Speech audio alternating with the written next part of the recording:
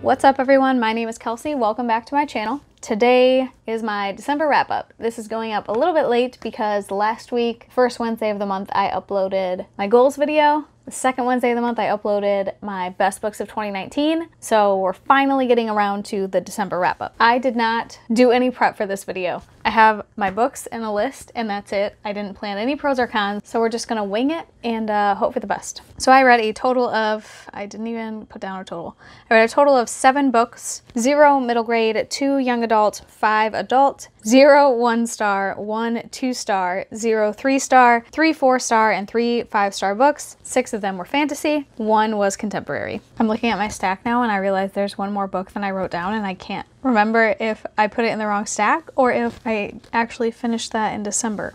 So we're gonna look it up. I'm so confused. 1 2 3 4 5 6 7. No, that's 7. That's right. Wow, bad at math today? And counting? Does that even count as math? Okay.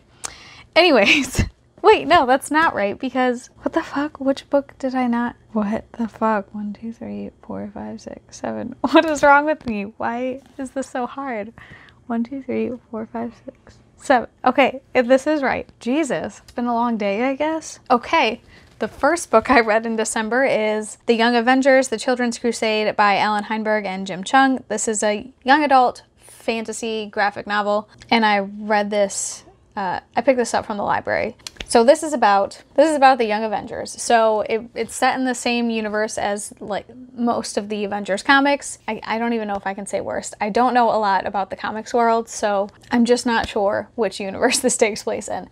But it follows a boy who is convinced that him and another boy who looks identical to him, but they were born and raised by different parents. He's convinced that they are the lost children of the Scarlet Witch that had been reincarnated after she lost them. So they find out that the Scarlet Witch went missing after some tragic event, and they set out to find and rescue her and find out if they really are the children of the Scarlet Witch. This is a bind-up graphic novel, so it's like, I think it was 9 issues of the comic, and I guess my pros and cons. My pros for this book are that there were some bits of just the teenagers interacting with each other that were entertaining and felt genuine and were like fun. Also, the art was, I mean, really beautiful. Marvel doesn't hire bad artists, you know? I read this for, was it Queer Lit Readathon? Round 4. So this does feature a relationship between Wiccan, who is our main character that thinks he's the son of the Scarlet Witch, and Hulkling, which is young Hulk, or a young Hulk.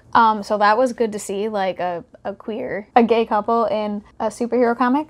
My cons for this book are pretty much like everything else. It was confusing. They really throw you into the world with no context. There is a ton of references to things that readers of this specific comic would have no context for. And it felt like every other page they were introducing new characters. And like by the end of the graphic novel, there are like 20 to 30 characters all participating in this final battle that you know nothing about. There's like some stuff about jumping between timelines and traveling in time that's just thrown in there, it feels like. So I did not enjoy it at all. I ended up giving it 2 stars. Realistically, it's probably a 1-star, but I'm giving it some leeway because these might be conventions of superhero comics that I just don't understand. And maybe that's normal. I don't know. Book 2 was Darius the Great Is Not Okay by Adib Khorram. This is a young adult contemporary about Darius, who is the son of a Persian immigrant. So Darius is a teenager who's kind of a big nerd. He's super into Star Trek. He is really into his teas, like in a very knowledgeable way. He is half Persian. He feels like he is constantly not meeting his family's expectations, especially his father.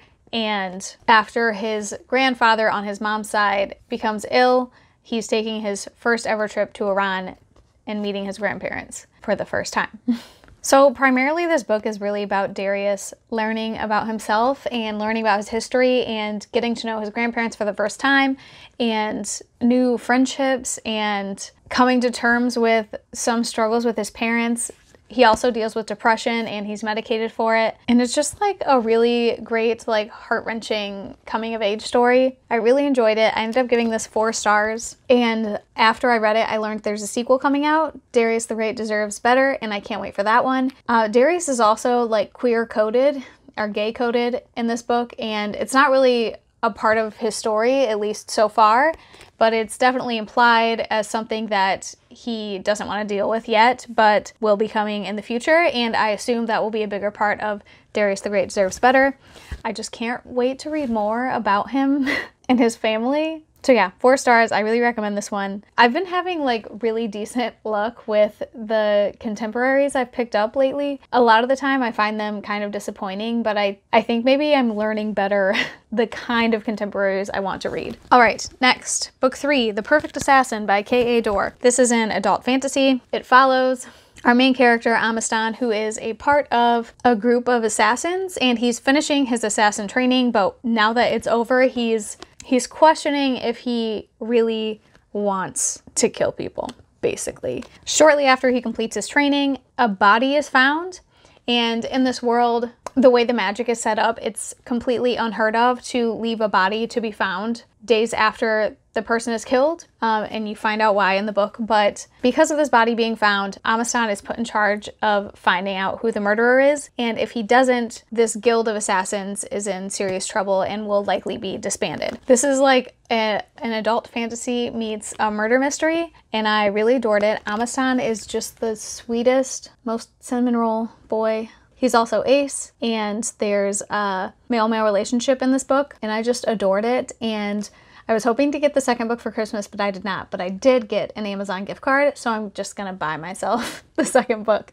The second book follows a different character, but still in this assassin guild, and I believe that one features a female-female relationship. So, other pros about this book. I really love the world and like the magic system the author has set up. I don't want to say too much because it's kind of part of the mystery of the book, but this city is in a desert, and because of that, water is like a scarce resource and things have to be rationed carefully, and the way the currency system is set up is just so interesting, and I loved it. It's definitely something I've never read anything like that before. My only cons for this book are that it probably could have gotten like another pass through by a copy editor. There are quite a few mistakes, and then a few bits of repetition that were unnecessary, but like, I totally forgive them because this book was just so entertaining. So 4 stars. Did I say that? 4 stars. All right, next is The Last Son by Katie Edwards. This was a reread in anticipation of the release of The Hanged Man by Katie Edwards.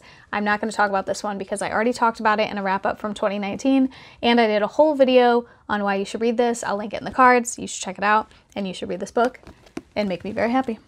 So the next book was The Hanged Man by Katie Edwards, and this is the second book in the tarot sequence. It follows a lot of the same characters, but introduces quite a few more. We're just getting more and more information about the world and the politics and the characters and their backgrounds and some of the history that's been set up. Our main character, Rune St. John, we're delving more into why he is so important in this world and what could have possibly made him a target. In addition, there's new characters. The first book, and this is a flaw that I talked about in my first wrap-up for this book, there aren't really a lot of prominent women characters, and pretty much everyone is white. But in this book, the author has heard us and has blessed us with new characters. So we have a new character, Anna, who is a young girl who is super powerful and is just discovering that. And we also have Lady Death, who is straight up badass. I love her so much. And I can't wait to read more of her in the following books. The author has said that she will be a prominent character in the future books, and I don't have any cons for this book. I'm really obsessed with this series. I'm constantly making theories about it. I'm looking at fan art. I gave this 5 stars clearly. I'm definitely going to reread them. Other people that love these books have said that the audiobooks are amazing, so that's what I plan to do my next reread via audiobook. 5 stars all around. Next is The Ballad of Black Tom by Victor LaValle. This is, I would guess, 1910s. Maybe it's later than that. 1920s. And this is kind of an inspired by reimagining of some H.P. Lovecraft work, because H.P. Lovecraft's writing was pretty blatantly racist, and Victor LaValle basically wanted to create a story with the same atmosphere that H.P. Lovecraft managed to achieve, but, you know, not racist. And it's pretty freaking great. This is a short book. It's only 147 pages. I read it in a day and a half. And I think he did an amazing job with the short novella format. I read one of his other books, The Changeling, which was also great. I gave that one 4 stars, but I thought it was like really long, a bit too long. I was interested to see how he would handle this format, and I loved it. It follows Tom, who is trying to find a new way to survive so that he doesn't end up like his dad, but also he's taking care of his dad and has a lot of affection for him. And I mean, I can't say too much about it. So one of the jobs he takes in order to make money is to deliver a book to a mysterious person, and he knows that it's an evil book. So he keeps a piece of it so that it will be worthless, and everything kind of expands from there. Can't say too much. It's a short book, but I really recommend it. Like, you can't go wrong. Oh, I gave that one 4 stars. Next is, oh, this is the last one I have to talk about. Middle West, Book 2 by Scotty Young and Jorge Corona. This is an adult fantasy graphic novel that follows our main character, Abel. I'll talk about the first one, I guess. It follows him after his abusive father has a huge fit of anger and transforms into this giant storm and destroys part of the town they're in. So Abel runs away, and his father is trying to track him down. In the first book, he meets this group of people at a carnival, and at the end of that book, he is separated from them. And this book picks up where that leaves off, where Abel is trying to find out more about himself and how he can stop himself from becoming a monster like his father.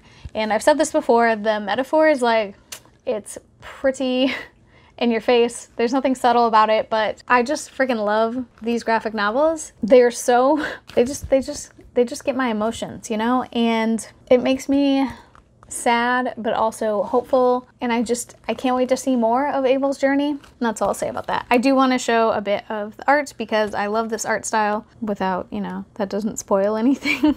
Oh, like here's a good one that shows like the cool and warm colors they use that I really love. I love the line style. I love the character designs. I really enjoy this one.